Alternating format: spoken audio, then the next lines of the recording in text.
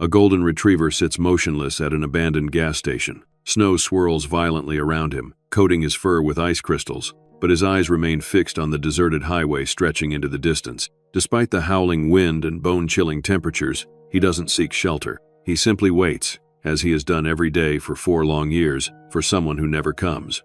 4 years earlier, Thanksgiving Day was drawing to a close in the Carpenter household. The dining room of their modest Wyoming home was filled with the lingering sense of turkey, stuffing, and pumpkin pie. Laughter echoed through the rooms as relatives gathered their coats and hugged goodbye. Mike Carpenter, a sturdy man with kind eyes and calloused hands from years of carpentry work, helped his mother-in-law into her coat while his wife Lily packed leftover turkey into containers for departing guests. "Noah, come say goodbye to Grandma," Lily called up the stairs. Their 10-year-old son thundered down, a golden blur of fur racing ahead of him. "Max, slow down," Noah laughed as the young golden retriever skidded across the hardwood floor, tail wagging with enough force to clear the coffee table of magazines. Noah's grandmother bent down with a groan of arthritic knees to ruffle Max's golden fur. "You take care of this family, you hear me?" she said to the dog, who responded by licking her hand enthusiastically. Max was no ordinary family pet. Just 2 years old, he'd been Noah's companion since he was a puppy, sleeping at the foot of the boy's bed every night, following him everywhere during the day.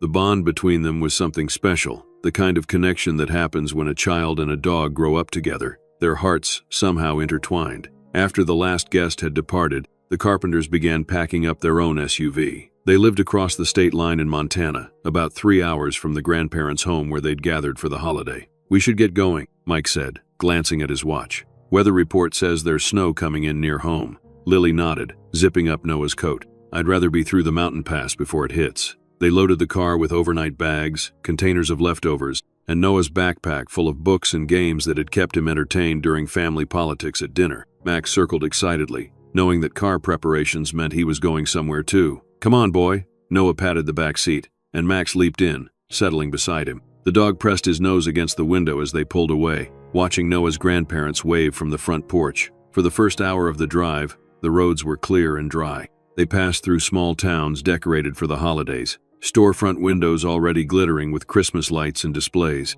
Noah fell asleep against Max's warm side, his hand resting in the dog's fur. Max remained alert, alternating between watching the road ahead and gently licking Noah's fingers. "He's out cold," Mike commented, glancing in the rearview mirror. "Turkey coma," Lily smiled. "Your mom's cooking will do that." As they crossed the Montana border, the landscape began to change. The distant mountains loomed larger, and the first scattered snowflakes danced in their headlights. The radio warned of a storm system moving faster than expected. "Should we stop?" Lily asked, her voice tightening as the snowfall intensified. Mike shook his head. "We're closer to home than any town with a motel. Better to keep going. We'll just take it slow." The SUV's headlights carved a narrow path through the thickening snow. Outside, the world had transformed into a swirling white void, disorienting and beautiful. Inside, the family remained cocooned in warmth. Max had lifted his head, sensing the tension in Mike's shoulders as he leaned forward, straining to see the road. "There's the sign for Miller Creek," Lily said with relief. "Only 20 miles from home." "Almost there, buddy," Mike said, more to himself than anyone else. His knuckles had gone white on the steering wheel. What happened next occurred in fractions of seconds that would be replayed in their memories for years to come. A deer, invisible until the last possible moment, leaped onto the highway directly in their path. Mike swerved instinctively, the SUV's tires losing their fragile grip on the ice-slicked asphalt. There was the sickening sensation of sliding sideways, of all control vanishing. Lily's scream woke Noah, who sat up in confusion just as Max let out a startled bark. The world spun. Once. Twice. Glass shattered as they left the road, the SUV rolling down the embankment before coming to rest on its side against a cluster of pines. Then, silence. The kind of heavy silence that follows catastrophe, broken only by the soft hiss of steam rising from the crumpled hood and the distant sound of snow falling on metal. "Noah?" Lily's voice came first, thin with fear. "Noah, baby, answer me." "Mom?" Noah's voice was small and confused. "I can't move my arm." "Don't try, son." Mike's voice now, strained but steady. "Just stay still. Are you hurt anywhere else?" "I don't think so." "Where's Max?" "Max?" But Max, terrified by the crash and the sudden smell of blood and gasoline, had somehow escaped through the broken rear window. Disoriented and whimpering with fear, the golden retriever stumbled through the snow, a limp in his gait suggesting injury. In the chaos that followed, the distant wail of sirens, The shouts of the first passerby who spotted the wreck, the emergency responders who worked to free the family. No one noticed the dog making his way painfully up the embankment to the road. Max stood at the roadside, trembling, watching as strangers pulled his family from the broken vehicle. He barked once, twice, but his sounds were lost in the wind and the human commotion. When the ambulances arrived, their harsh lights and blaring sirens further frightened the injured dog. In pain and confusion, Max did what animals often do when overwhelmed. He retreated. Limping along the highway's edge, he followed the lingering scent of his family's passage. But with each painful step, he moved farther from the accident scene and the humans who might have helped him. At the hospital 20 miles away, the Carpenters were being treated for their injuries. Mike had suffered a broken collarbone and severe concussion. Lily had lacerations across her face from flying glass and 3 broken ribs. Noah, protected by his booster seat, had escaped with a broken arm and a gash on his forehead that would require stitches. It wasn't until the initial shock began to wear off that Noah asked again, his voice ragged with exhaustion and pain. "Where's Max? Is he okay?" Lily looked at Mike, sudden horror dawning on both their faces. "The dog," Mike said to the nurse, checking his vitals. "Our dog was in the car. Did they bring him in too?" The nurse frowned. "I'm sorry, there wasn't any mention of a dog." In the confusion of the accident and rescue, with human lives at stake, Max had become an oversight, a detail lost in the emergency response. "We have to find him," Noah whispered, tears streaming down his face. "Dad, we have to go back for Max." But none of them would be going anywhere that night. Noah's condition suddenly deteriorated, his pediatric doctor concerned about signs of internal bleeding. Within an hour, he was being prepared for emergency surgery. For 3 terrifying days, Noah remained in a medically induced coma, while his parents kept vigil at his bedside, their own injuries secondary to their concern for their son. When Noah finally opened his eyes, his first broken whisper was, "Did they find Max?" Mike had to shake his head. The state police and local animal control had been notified, but the blizzard that had followed the accident made search efforts nearly impossible. Posters went up in surrounding towns as soon as the roads were clear enough. The Carpenters called every shelter within a 100-mile radius. They drove the accident route repeatedly once Noah was home, calling Max's name until their voices gave out. But Max was gone. What they couldn't know was that Max had been trying to find his way home too.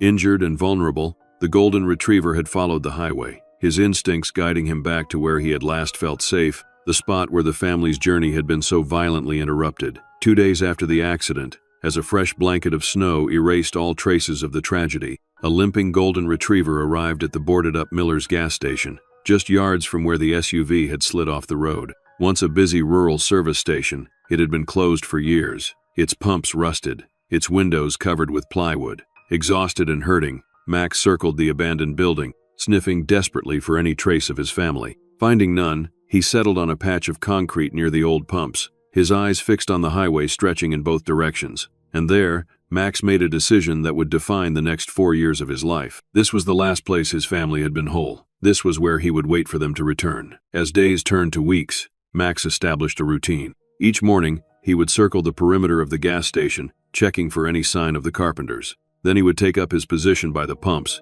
his amber eyes scanning every vehicle that passed. When hunger drove him, he would hunt in the nearby fields for mice or rabbits, never venturing far, always returning to his post. At night, he would curl up beneath the station's sagging overhang, offering minimal protection from the elements. Winter deepened around him. His injured leg healed imperfectly, leaving him with a permanent limp. His once lustrous coat grew matted in places, dulled by exposure and poor nutrition. Still, something in him remained unalterably faithful. He had one purpose now, to be there when his family returned for him. Meanwhile, the Carpenters were healing too, physically at least. Noah's arm mended cleanly in its cast. Lily's facial lacerations faded to faint lines that would eventually become nearly invisible. Mike returned to work after 6 weeks, the pain in his shoulder a constant reminder of that Thanksgiving night. But emotionally, a piece of their family remained missing. Noah's nightmares woke him screaming for Max. The empty dog bed in the corner of his room became a monument to absence. Lily caught herself calling Max's name when she dropped food while cooking.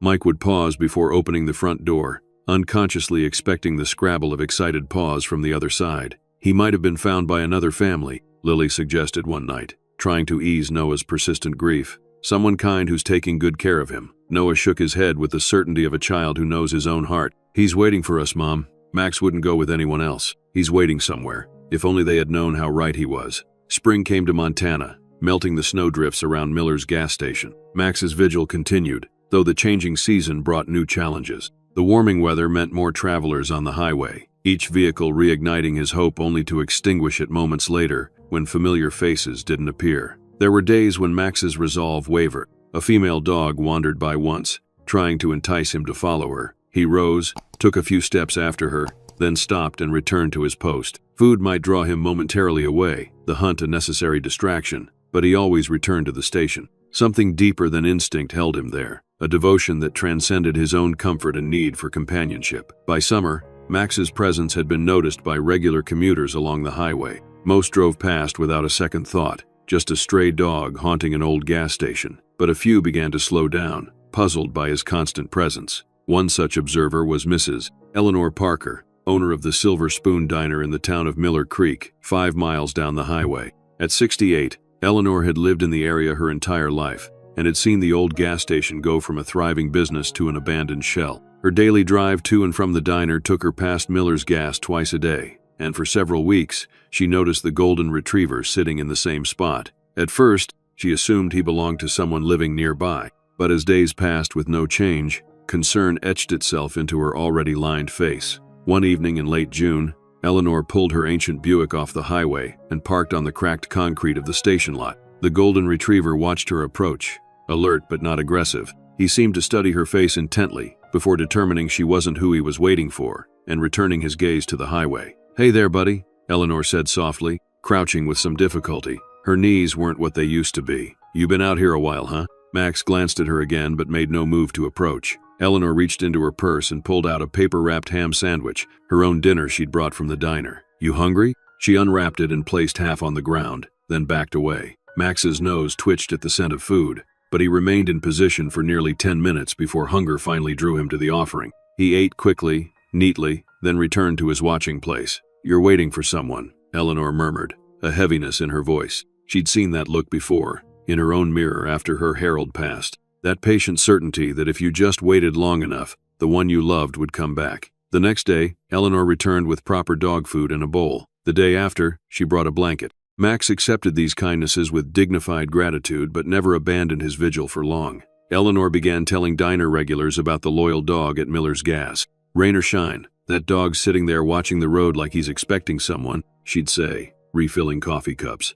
"Been there as far back as early spring, far as I can tell." Word spread through Miller Creek. A local veterinarian, Dr. Myatis Wilson, accompanied Eleanor one evening to check on the dog's health. Max tolerated the brief examination with stoic patience. "He's undernourished, but not critically," the vet reported. "The limp is from an old injury that healed without treatment. I'd say he's about 3 years old, maybe 4. Purebred golden retriever, probably was someone's pet. Can we catch him? Find him a home?" Eleanor asked. Dr. Wilson shook his head. "He's not aggressive, but he's clearly determined to stay here. Forcing him away could cause more trauma. Best we can do is make sure he's fed and keep an eye on him." And so began a community effort to care for the dog who waited. Eleanor organized a rotation of volunteers who would drop off food and fresh water daily. During a thunderstorm in August, someone brought a large plastic doghouse and set it up beneath the station overhang. Max sniffed it thoroughly but continued to sleep in the open, as if afraid he might miss his family's return if he were inside the shelter. As summer waned and the first chill of autumn returned to the air,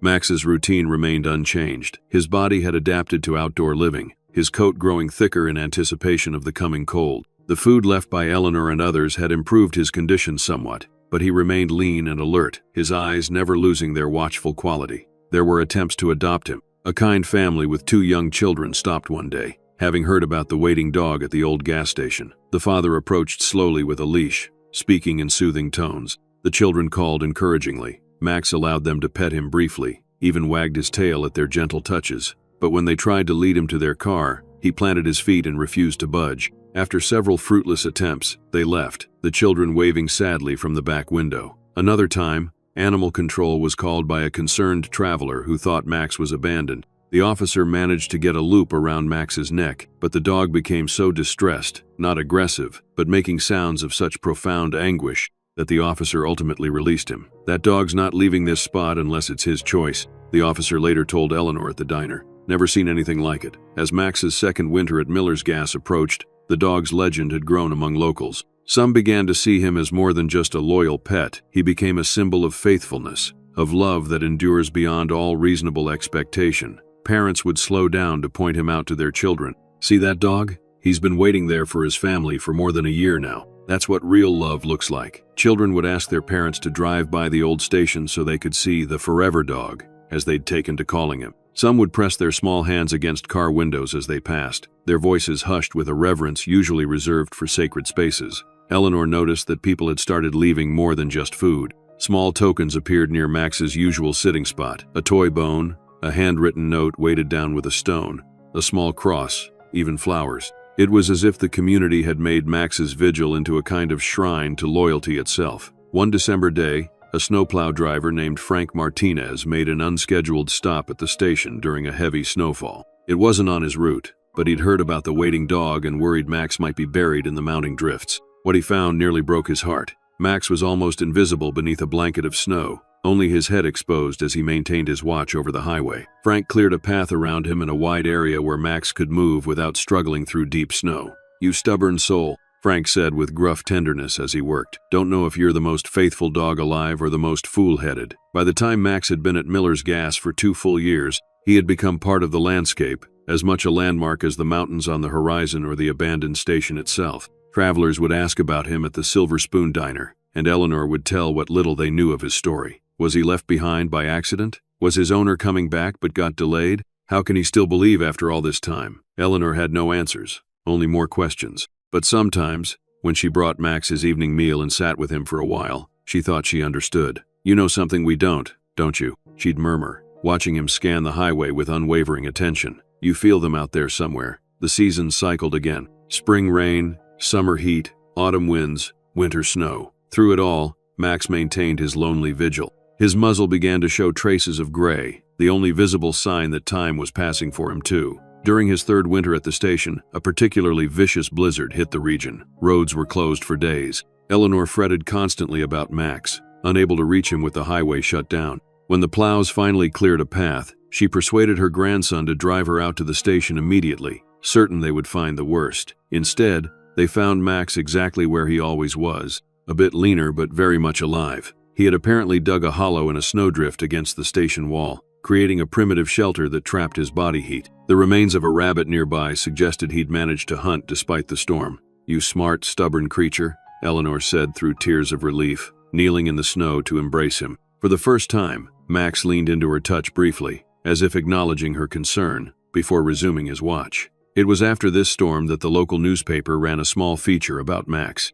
The faithful sentinel of Highway 23 carried a photo of the golden retriever at his post, ears alert, eyes fixed on the distance. The article recounted what the community knew of his 3-year vigil and the efforts to care for him. But even this small bit of publicity didn't reach the Carpenters, living in their grief 2 counties away. By now, Noah was 13, no longer the little boy who had cuddled with a puppy, but a teenager with memories that had begun to soften at the edges. He still spoke of Max sometimes, still claimed his dog was out there somewhere, but there was less certainty in his voice. The sharp edge of loss had dulled to a persistent ache, present but bearable. Life had moved forward for the Carpenters. Mike had been promoted at work. Lily had gone back to school to finish her nursing degree. They had discussed getting another dog. Perhaps it would help Noah finally accept that Max was gone, but something always held them back. It felt too much like replacing a family member. And all the while, just 60 miles away, Max continued his patient wait, his faith undiminished by the passage of time. By the 4th year of Max's vigil,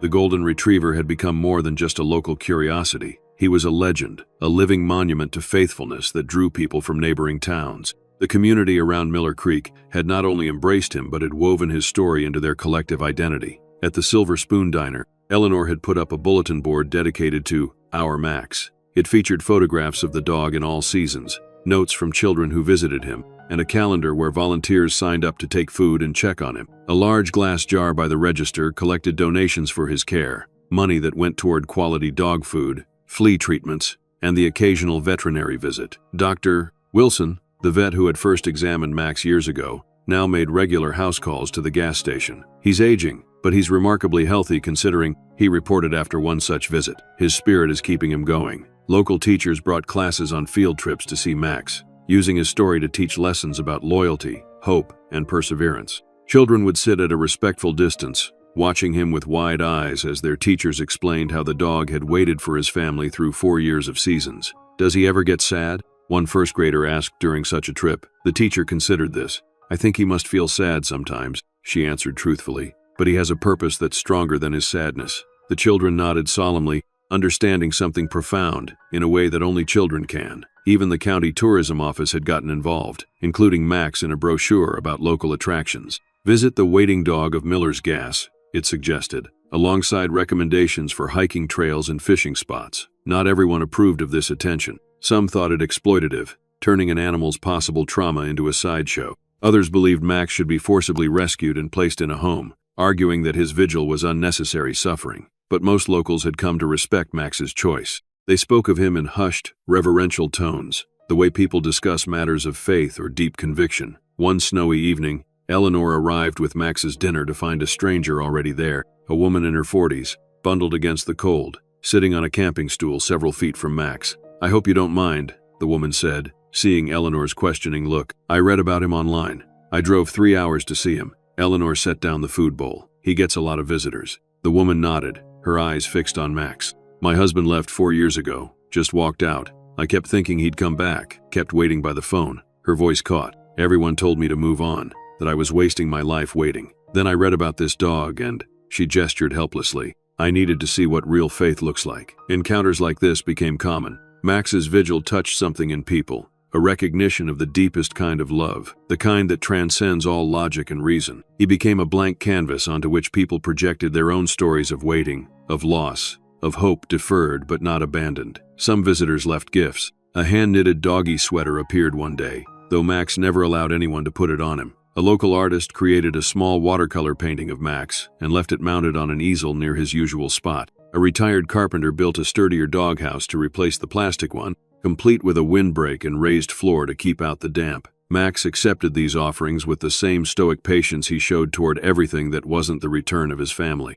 He would sniff new items thoroughly, perhaps sensing the good intentions behind them, but never showed particular excitement. The only time Max's demeanor truly changed was when an SUV similar to the carpenter's would pass on the highway. Then, his entire body would come alert, ears perked forward, tail giving a tentative wag. Sometimes he would even take a few steps toward the road before recognition failed, and he would settle back into his waiting posture, a nearly imperceptible drop in his shoulders, the only sign of disappointment. These moments broke Eleanor's heart. She had grown to love Max deeply over the years, visiting him almost daily, talking to him about her life, her concerns, the happenings at the diner. Though he never responded in any conventional way, she felt he listened, that he understood the care behind her presence. "Someone's out there missing you just as much," she would tell him, stroking his graying muzzle. "I have to believe that." 4 years was a long time in human terms. It was even longer in dog years.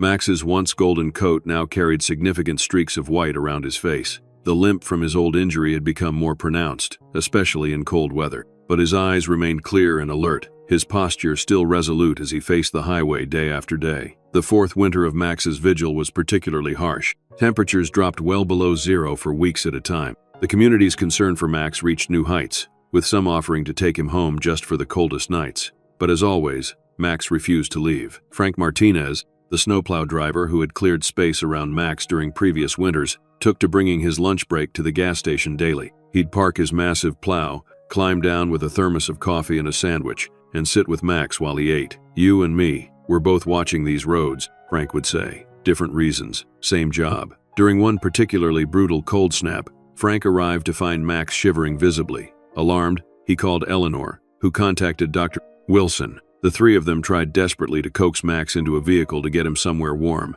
but the dog planted his feet and whined with such distress that they finally gave up. Instead, they brought warmth to him. Frank hooked up a generator to power a safe heating pad in Max's doghouse. Eleanor brought hot broth to mix with his food. Dr. Wilson administered a vitamin injection to help Max fight off potential illness. "I don't understand how he survives this," Dr. Wilson confessed, watching Max return to his watching spot despite the bitter wind. "Physiologically, he should have given up long ago. It's as if his will is literally keeping him alive." The local newspaper ran a follow-up piece, 4 years and counting, Max's endless vigil. The article described how the dog had become a symbol of hope for the community, how his steadfast presence had inspired people from all walks of life. In a world where commitments are often broken and promises easily forgotten, the article concluded, Max reminds us of what it means to be truly faithful. What no one realized was that this small-town article would be picked up by a regional news aggregator, where it caught the attention of a freelance journalist passing through Montana on a completely unrelated assignment.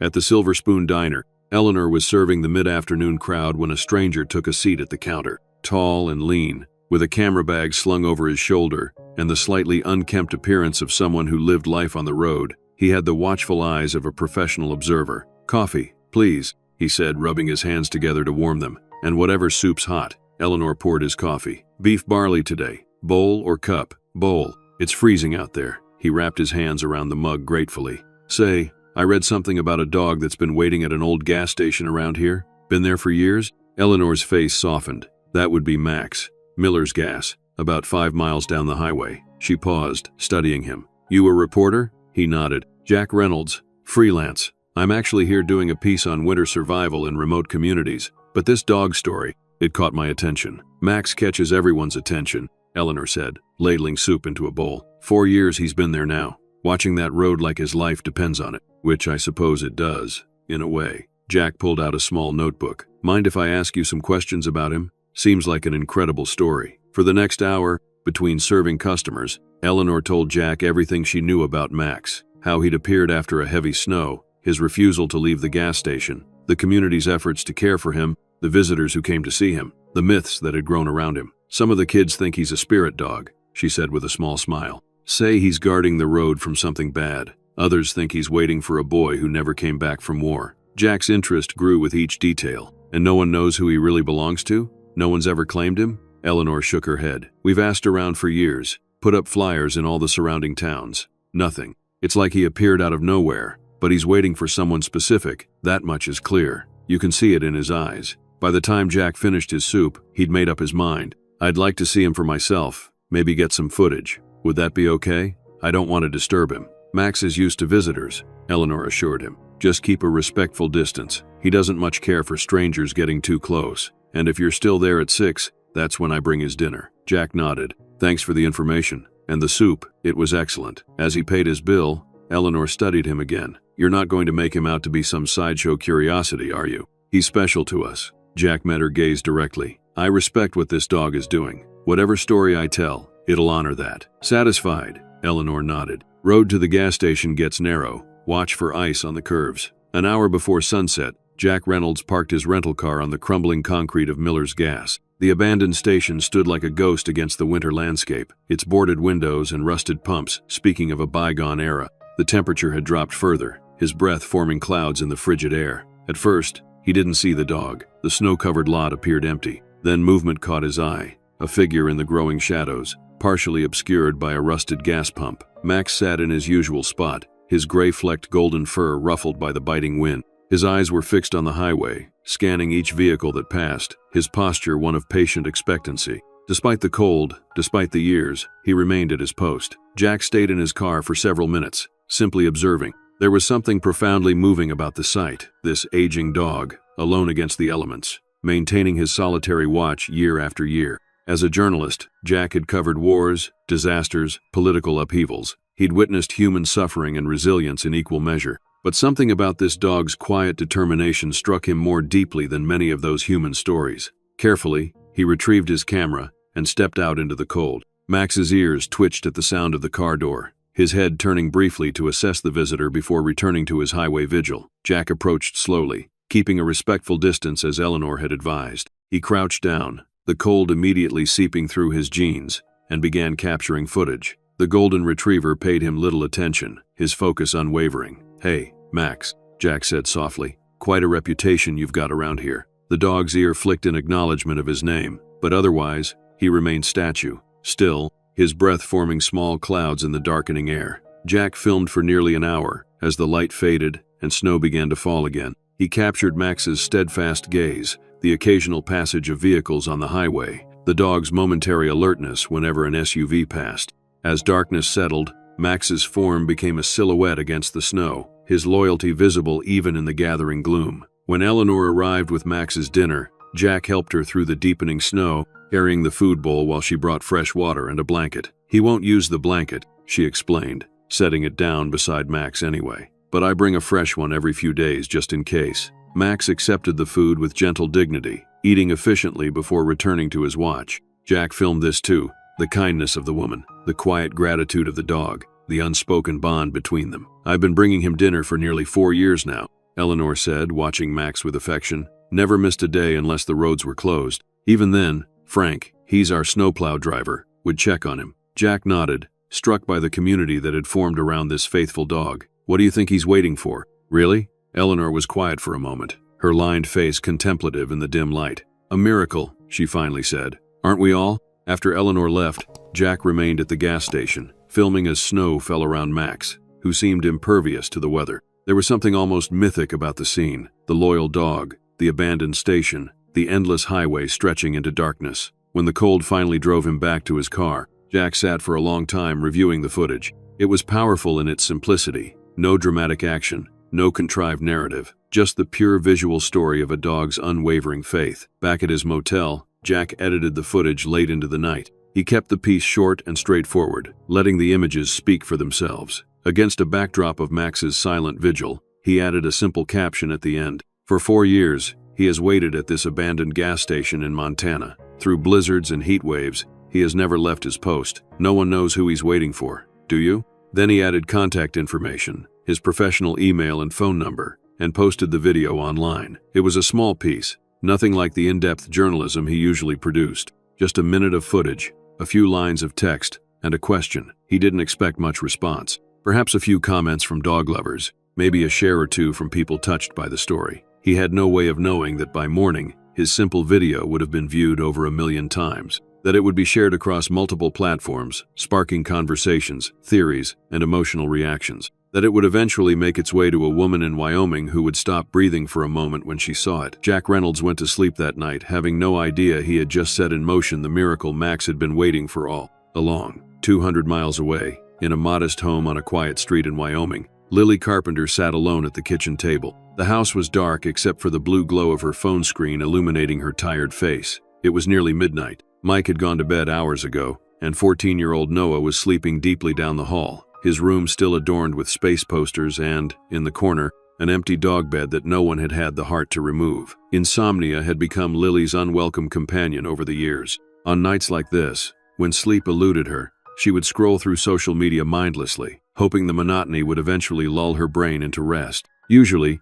she skimmed past videos, preferring not to wake Mike with unexpected sounds. But something about the thumbnail of a dog in snow made her pause, her finger hovering over the image. She tapped play, keeping the volume low. The video began with a wide shot of an abandoned gas station in winter twilight. Snow swirled around the dilapidated building, its darkened windows like empty eyes staring out at a desolate highway. The camera panned slowly, finally settling on a golden retriever sitting beside a rusted gas pump, his attention fixed on the road with an intensity that seemed almost human. Lily's heart stuttered in her chest. There was something hauntingly familiar about the dog's posture, about the way his ears perked forward with every passing car. His coat was grayer than she remembered, his frame leaner, but the patient alertness in his eyes. Her hand flew to her mouth, stifling a sound somewhere between a gasp and a sob. It couldn't be. It was impossible. After 4 years? But the distinctive white blaze on the chest, the slight tilt of the head. "Max?" she whispered into the dark kitchen. The video continued, showing the dog's unwavering gaze as snow accumulated on his fur. Then came the simple text. "For 4 years, he has waited at this abandoned gas station in Montana. Through blizzards and heat waves, he has never left his post. No one knows who he's waiting for. Do you?" Lily's hands were shaking so badly she nearly dropped the phone. 4 years. Montana. It all aligned with when and where they'd lost Max after the accident. Could it really be him? Their Max? She played the video again, scrutinizing every frame. The highway sign visible in the background read, "Miller Creek 5 miles. Miller Creek, that was near where they'd had the accident on that snowy Thanksgiving night. The gas station, Miller's Gas. It had to be the same stretch of road. Her mind raced back to those terrible days after the crash. Noah in a coma, Mike in so much pain he could barely move. Her own injuries leaving her barely able to function. By the time they were well enough to search properly for Max, weeks had passed. They'd put up posters, called shelters, driven the accident route repeatedly. But there had been so much snow, and the area was so remote. Eventually, they'd had to accept that Max was gone, likely fallen prey to the harsh winter or predators. But here was this video, showing a dog that looked remarkably like their Max, waiting at a gas station near where they'd had the accident. Waiting for 4 years. Exactly how long it had been since they lost him. Lily's finger trembled as she clicked the share button, forwarding the video to herself through email. She needed to show Mike, to show Noah, but she also needed to be certain before giving them false hope. The loss of Max had been devastating for all of them, but especially for Noah. To raise his hopes only to dash them again would be cruel. She scrutinized the contact information at the end of the video. Jack Reynolds, with an email address and phone number. A journalist, apparently. She needed to reach him, to ask for more details, to confirm the location. It was far too late to call now. Morning would have to be soon enough, but sleep was now completely out of the question. Lily sat at the kitchen table until dawn broke, playing the video over and over, each viewing cementing her certainty. That was Max. Their Max. Against all odds, he had survived, and he had been waiting for them all this time. When Mike stumbled into the kitchen at 6, seeking coffee before his early shift at work, he found Lily still sitting at the table, her eyes red-rimmed but strangely bright. "Lily, you okay? Did you sleep at all?" She looked up at him, her expression a complex mixture of disbelief, hope, and a deep, aching sadness for what they'd unwittingly put their faithful dog through. "Mike," she said, her voice barely above a whisper, "I need you to look at something." She handed him her phone, the video queued up and ready to play. "I think I found Max." Mike's coffee forgotten. He sank into a chair beside her and pressed play. His reaction mirrored hers. The initial confusion, the dawning recognition, the stunned disbelief.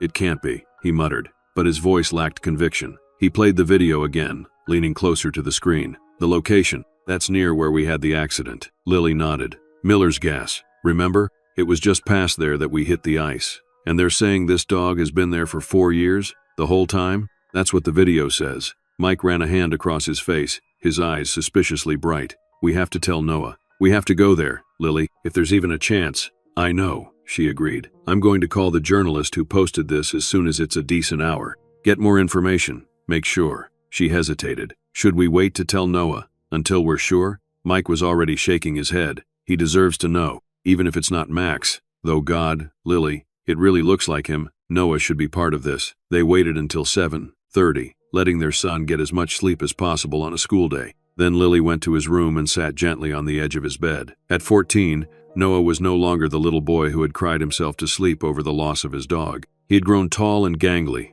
his voice deepening, his interests shifting to computers and basketball. But Lily knew that somewhere inside him, the wound of losing Max had never fully healed. "Noah, honey," she said softly, brushing his hair from his forehead. "We need to show you something important." Noah blinked awake, confusion giving way to concern as he registered both his parents in his room, his mother's face bearing traces of tears. "What's wrong?" he asked, sitting up quickly. Mike sat on the other side of the bed. "Nothing's wrong. In fact, well, just watch this, son."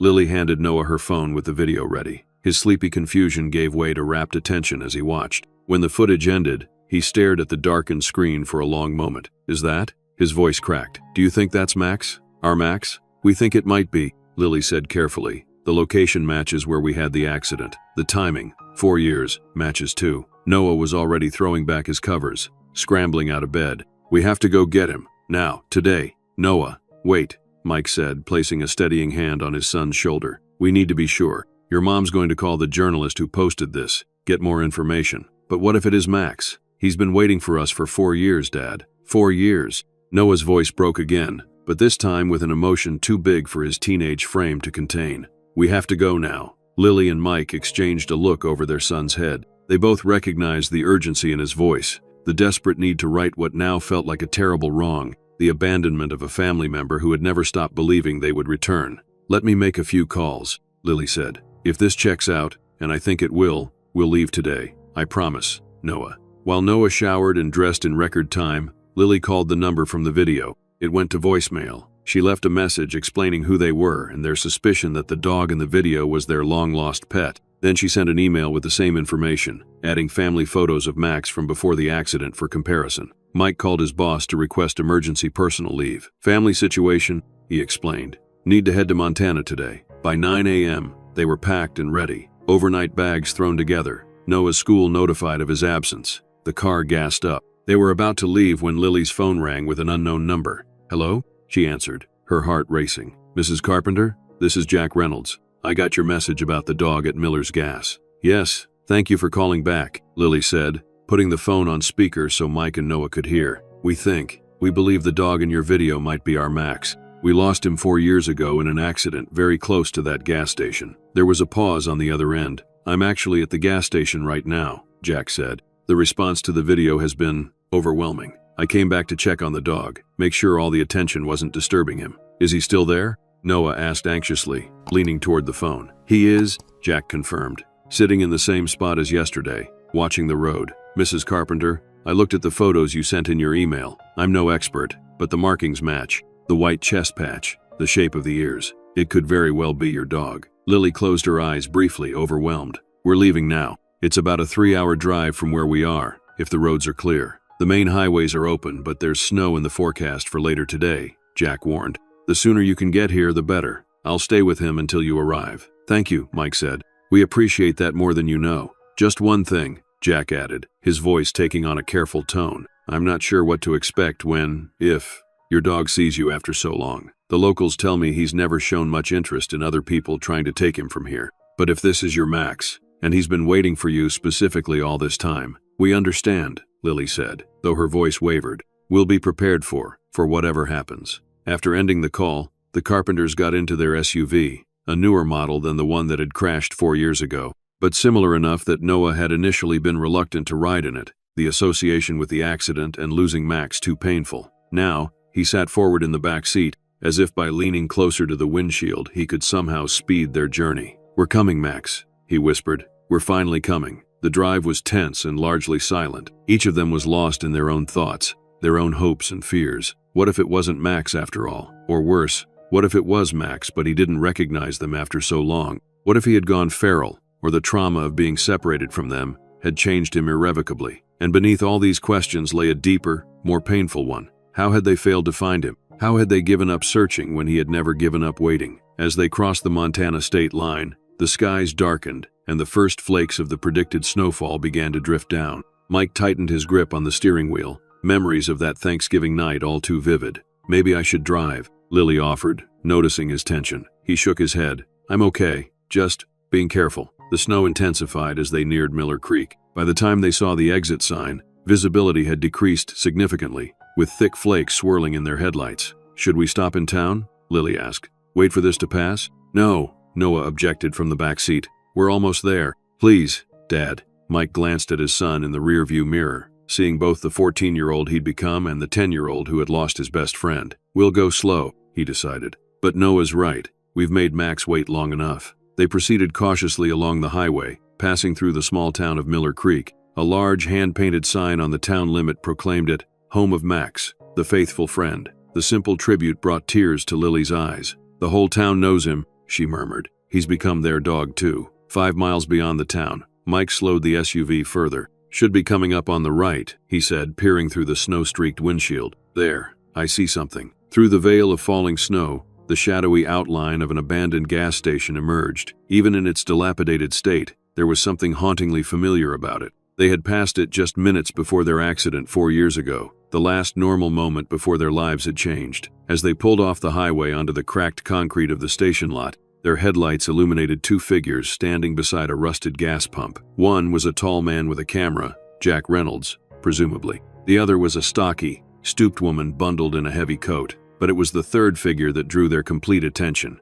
a golden retriever, barely visible in the swirling snow, sitting perfectly still and watching their approaching vehicle with an intensity that seemed to pierce through the storm. Mike parked the SUV and cut the engine. For a long moment, none of them moved. It was as if time itself had paused, the universe holding its breath for what would happen next. That's him, Noah whispered, his face pressed to the window. Dad, Mom, that's Max. I know it's him. Lily reached back and squeezed her son's hand, unable to speak past the lump in her throat. Beside her, Mike took a deep breath, then opened his door and stepped out into the snow. Jack Reynolds approached, hand extended. Mr. Carpenter? I'm Jack. This is Eleanor Parker. She's been looking after the dog since he appeared here. Mike shook their hands automatically, but his eyes never left the golden retriever, who remained sitting, watching them with unblinking focus. That's our Max, he said, his voice rough with emotion. I'd know him anywhere, even with the gray. Eleanor wiped tears from her weathered cheeks. 4 years I've been feeding him, and I've never seen him look at anyone the way he's looking at you right now.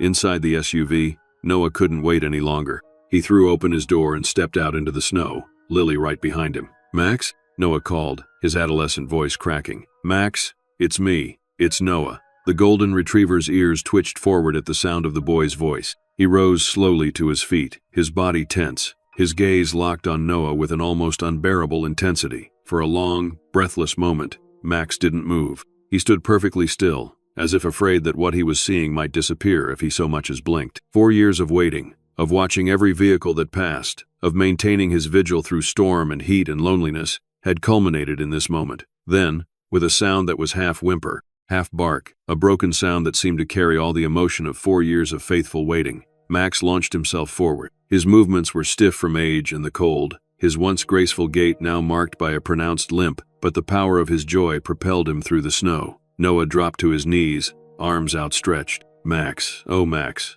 The dog crashed into the boy's embrace with such force that Noah fell backward into the snow. Max's entire body trembled as he pressed himself against Noah, his tail whipping back and forth with such violence it sent snow flying in all directions. He whined and barked in alternating bursts, the sounds almost like sobs, as if the depth of his emotion was too great to be contained in silence. Noah buried his face in Max's fur, his tears dampening the golden coat. "I'm sorry, buddy," he choked out between sobs. "I'm so sorry we didn't find you. I'm so sorry you had to wait so long." Mike and Lily knelt in the snow beside them, their hands reaching to touch the dog they had thought lost forever. Max turned to acknowledge them, licking their faces frantically, as if trying to convince himself they were real, that they had finally come back for him. Eleanor stood a short distance away, tears streaming down her face. "In all these years," she said to Jack, who was filming the reunion with tears in his own eyes, "I've never heard him make a sound, not one bark, not one whine, nothing until today." The reunion continued in the falling snow,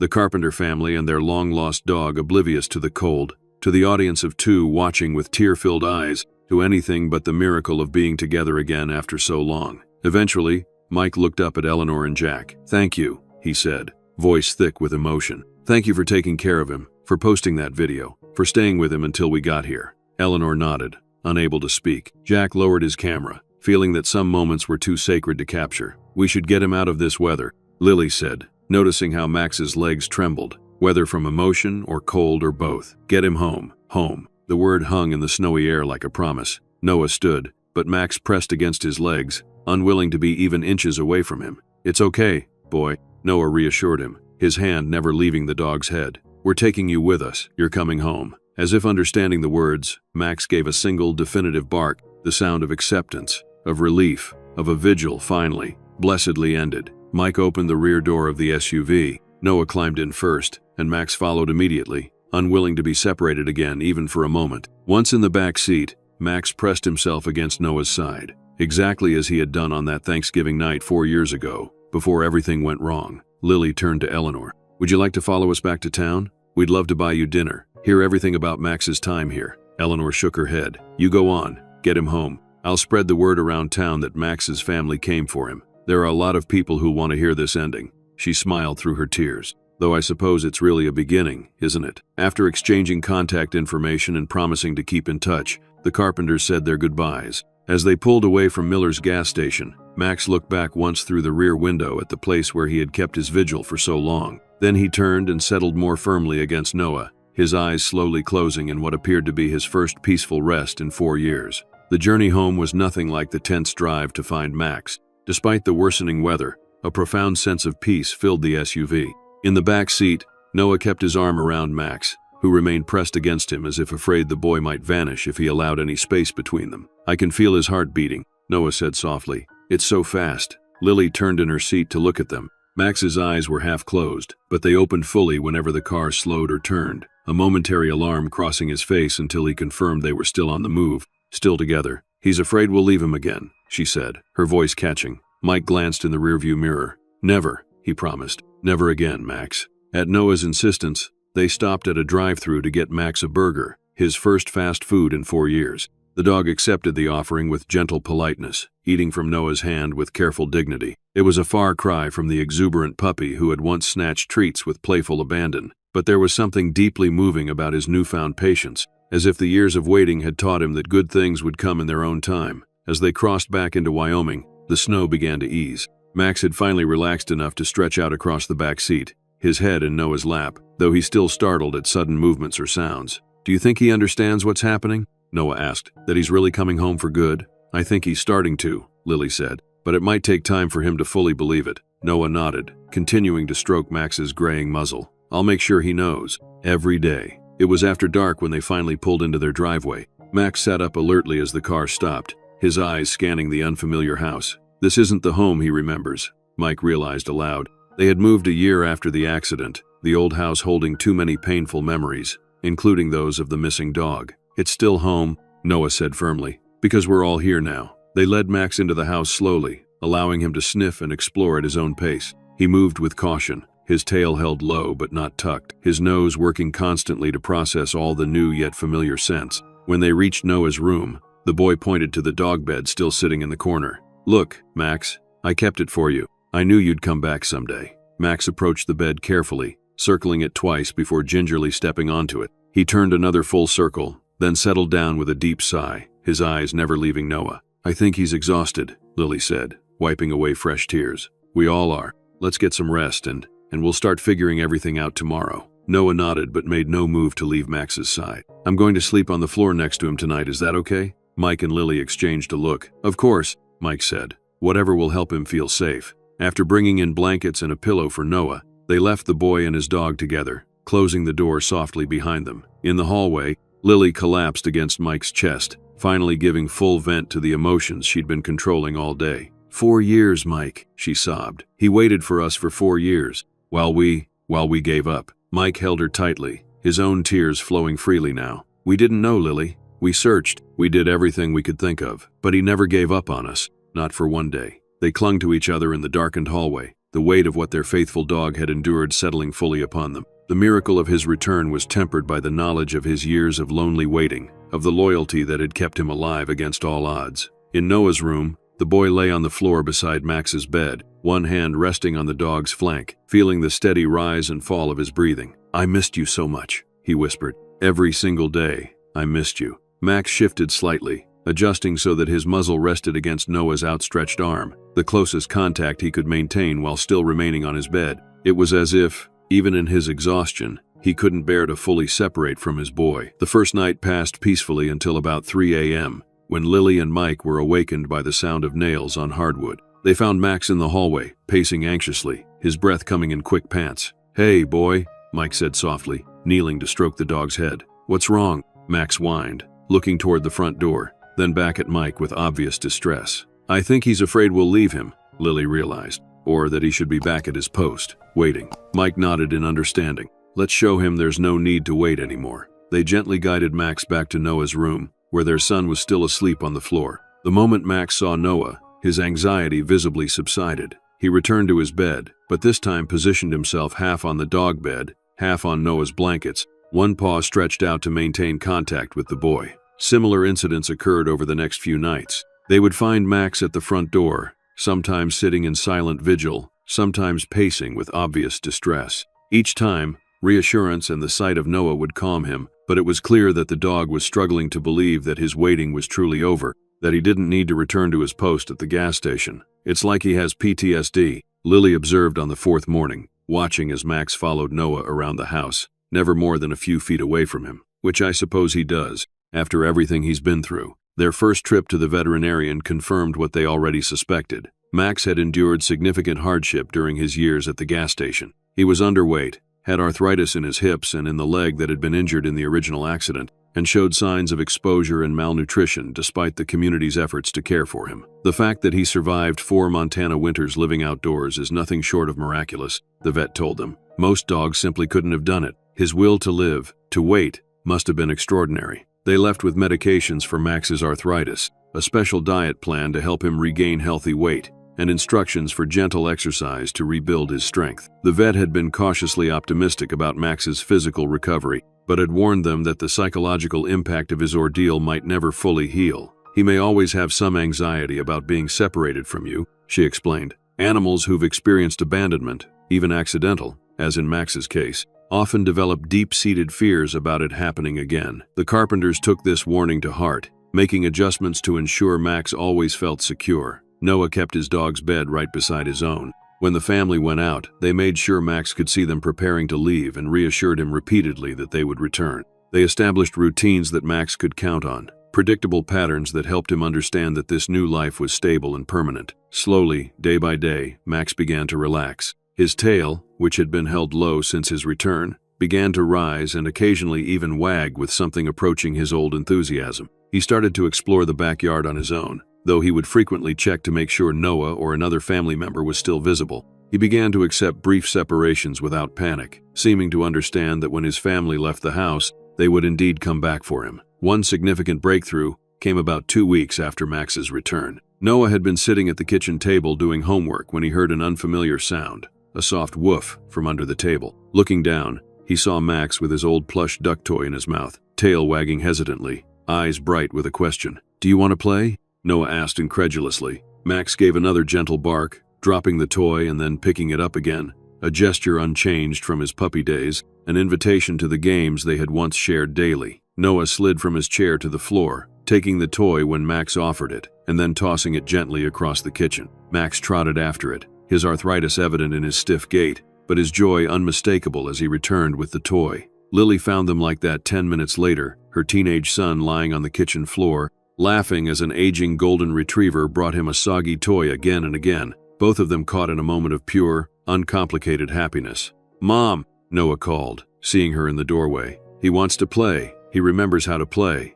Lily nodded, too overcome to speak. It was as if a missing piece of their family had finally clicked back into place, not just Max's physical presence, but his spirit, which had been subdued by years of waiting and uncertainty. As the weeks passed, more of Max's personality began to re-emerge. He started to greet Mike at the door when he returned from work, tail wagging, sometimes even bringing a toy as a welcome home gift. He began to seek out Lily for affection, resting his head on her lap while she read or watched TV. And most significantly, he started sleeping through the night without anxiety episodes, secure in the knowledge that morning would find his family still around him. The community that had supported Max during his long vigil remained part of his story. Eleanor Parker was the first to visit, making the 3-hour drive with a bag of the special treats she'd been bringing him for years. Max greeted her with obvious recognition and affection, accepting her offerings with the same gentle dignity he'd shown at the gas station. "He looks 10 years younger," she marveled, watching Max play a gentle game of tug-of-war with Noah in the backyard. Happiness suits him. Other visitors followed. The veterinarian who had checked on Max, the snowplow driver who had cleared space around him during winters, even families whose children had grown up visiting the forever dog at Miller's Gas. Each time, Max greeted them with calm acceptance, as if acknowledging the role they had played in his survival. Jack Reynolds visited too, bringing footage he had edited into a short documentary about Max's story. The Carpenters watched it together, including the moving reunion scene that had now been viewed by millions around the world. "I never expected the response it's gotten," Jack admitted. "People seem to need this story, this proof that loyalty and love can endure against impossible odds." Indeed, Max's story had resonated far beyond Montana and Wyoming. Letters and emails poured in from around the country, many from people sharing their own stories of lost and found pets, of hope that persisted beyond reason, of faith rewarded. "Max has become a symbol," the Miller Creek town mayor told a reporter who came to write about the now famous waiting dog. "He reminds us that sometimes the most important thing we can do is simply not give up." In response to the outpouring of interest and affection, the Carpenters started a social media account for Max, sharing updates on his progress and his new life. Noah, tech-savvy as most teenagers are, took charge of it, posting photos of Max sleeping in sunbeams, playing with his old toys, and joining the family on gentle hikes as his strength improved. Max's second chance. Noah captioned one particularly poignant image of the golden retriever sitting on their porch, watchful but relaxed, a visible contentment in his posture that had been absent in all the footage from the gas station. 3 months after Max's return, the family made a decision. With Noah's spring break approaching, they would take a trip back to Miller Creek, not to return Max, but to honor his years of waiting and to formally thank the community that had watched over him. The town embraced the idea enthusiastically. The mayor declared the day of their visit Max Day, and plans were made for a small ceremony at Miller's gas station, where a permanent memorial would be placed. When the day arrived, Max showed no anxiety about the long car ride, seeming to understand that this time he was traveling with his family, not being left behind. As they approached the now familiar exit for Miller Creek, Lily glanced back to see him sitting alertly between Noah and a duffel bag, his expression curious but unafraid. "He knows he's going home with us," she said softly to Mike. The ceremony at Miller's Gas was simple but deeply moving. Nearly half the town turned out despite the chilly spring air, Eleanor had organized everything, from the refreshments served at folding tables to the small podium where the mayor, Mike, and even Noah gave brief speeches about loyalty, community, and second chances. Max, wearing a new collar and looking significantly healthier than when he'd left 3 months earlier, accepted the attention with regal composure. He stayed close to Noah, but showed no distress at being back at the site of his long vigil. It was as if he understood that this chapter of his life was closed now, that his waiting had been vindicated. The memorial itself was a simple bench placed where Max had kept his watch, engraved with words suggested by Eleanor. For Max, who waited with unwavering faith from 2019, 2023, and for all who wait with hope against hope, love endures. As the ceremony concluded and people began to disperse, Noah led Max to the bench, sitting down and patting the space beside him. After a moment's hesitation, Max jumped up to sit next to his boy, looking out at the highway where he had focused his attention for so long. "You don't have to watch anymore, buddy," Noah said, his arm around the golden retriever's shoulders. "You found us, or we found you. Either way, we're together now." Max turned to look at him, and for a moment, it seemed as if the dog truly understood. Then he leaned against Noah's side with a contented sigh, his eyes closing briefly in what could only be described as peace. As they prepared to leave, Mike found Jack Reynolds filming the scene from a respectful distance. "Making another documentary?" Mike asked with a smile. Jack lowered his camera. "I think the world needs the full story. The waiting was remarkable, but the homecoming, the healing, that's the part people need to see too." Mike nodded in agreement. "If Max's story helps even one person keep faith, or brings one lost pet home, it's worth sharing." Back in the SUV, with Miller Creek receding in the rearview mirror,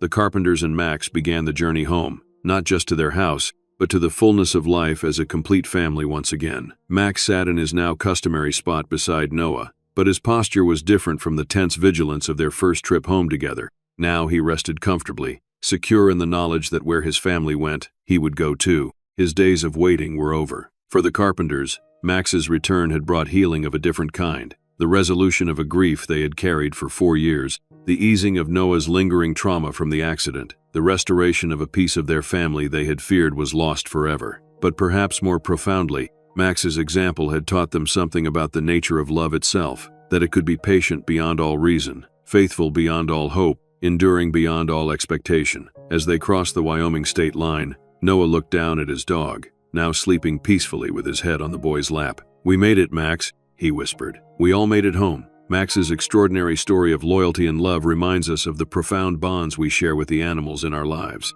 His 4-year vigil at Miller's gas station wasn't just a testament to one dog's devotion. It was a powerful reminder that love, at its purest, waits. It endures through storms and seasons, through heartbreak and hardship, never losing faith that reunion is possible. If Max's journey touched your heart, please consider subscribing to our channel for more stories that celebrate the unbreakable bonds between humans and animals. And don't forget to share this video with someone who might need a reminder that sometimes, against all odds, patience and faith are rewarded in the most beautiful ways.